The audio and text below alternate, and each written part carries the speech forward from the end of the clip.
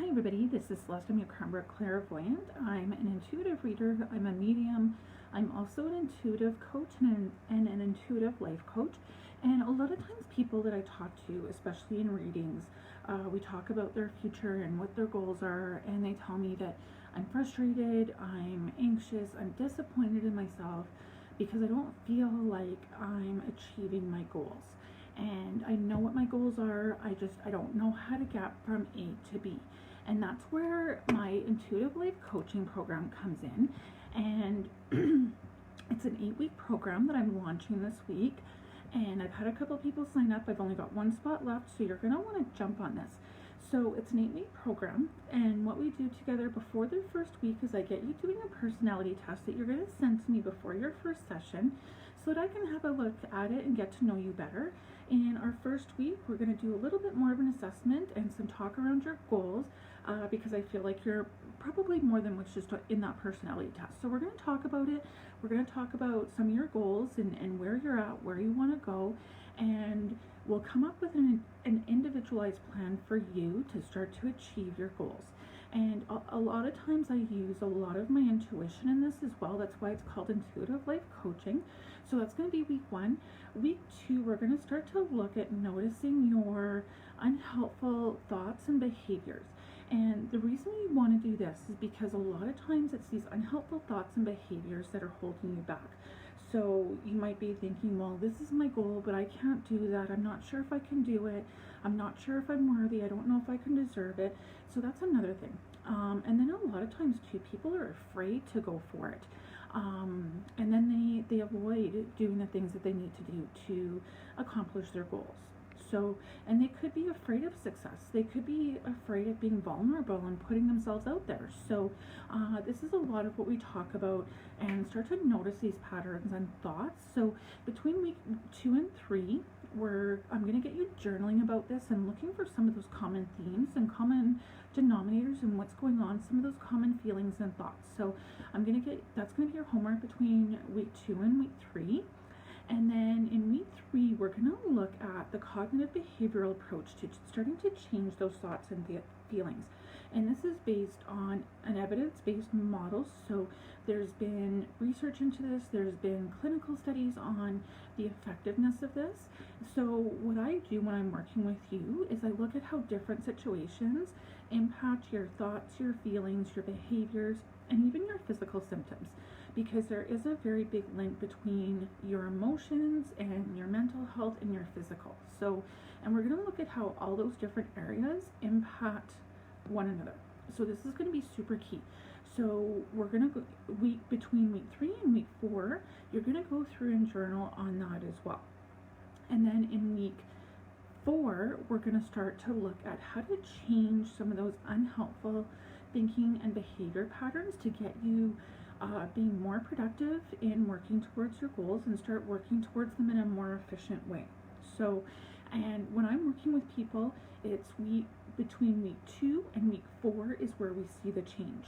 So I'm really going to push you in week 2 to 4 to get really honest and really open with yourself and myself so that we can be super effective, because this is where the magic happens. This is where the change happens. And if you can get a really solid grasp on week 2 to 4, you're going to see miracles happen in your life. And I've seen this happen in so much of the work I've done, and it's without fail. This is where I see the change happens. It's not if, it's a matter of when. Because if you're willing to do this work in week 2 to 4, you're going to see the change. I can almost guarantee it. Week 5, we're going to start to work on being assertive and setting boundaries. And this goes back into a bit of the behavior too, and the avoidance of the fear of being assertive and setting boundaries. There's a lot of times people have a lot of fear and avoidance around that, of the consequences of setting boundaries and being assertive. There's some people that are great at this, and it might be a brush up, or because it is an individualized plan. So if you feel like you're really good at being assertive and setting boundaries, we can spend a little more time working on an area that you feel like you need to improve. But so many people, I feel, need to work on these boundaries and being assertive. So we're going to spend some time on that. I'm going to give you some very simple yet strategic ways to be more assertive and start to set boundaries. So week 5 is a big one for a lot of people. Week 6 is super important as well. So we're going to get you building a self-care routine. And this is super important when you're working towards your goals, because sometimes people get so focused once they've done the week 2 to 4, they're super motivated. I want to keep going. I want to do this. I'm feeling pumped up. And it's super important to remember to do your self-care routine. And oftentimes when we get busy, this is the first thing to go. So I want you to build a self-care routine around eating, exercise, doing things that you enjoy, taking breaks from doing the work towards your goals, so that you can come back the next day feeling refreshed and invigorated. This is super important. What we're going to be working on in week 6. Week 7, we're going to start to work on building better personal and professional relationships, even in COVID. And I think it's especially important in the midst of COVID to find ways to stay connected personally and professionally, so that you're not, well, you might have to physically isolate it, that you're not feeling emotionally and mentally isolated from people. So we're going to work a lot on that in week 7. And I'm going to give you some strategies and tools to use even after COVID is over, that you can continue to improve those relationships, make new relationships, and keep going on this. Week 8 is our wrap-up week, and we're going to bring all 7 weeks together. So we're going to come up with a plan in week 8 to take everything that you've learned, bring it all together, and how are you going to take it forward. Because week 1 to 7, I'm giving you very much an empowerment approach, a solution-focused approach, a strength-based approach. So we're going to be looking at strong solutions, we're going to be looking at your strengths, and in week 8 we're going to wrap it up and make sure that you can take everything you've learned and that you feel comfortable in taking that forward and continuing to progress on your own after you're done the program.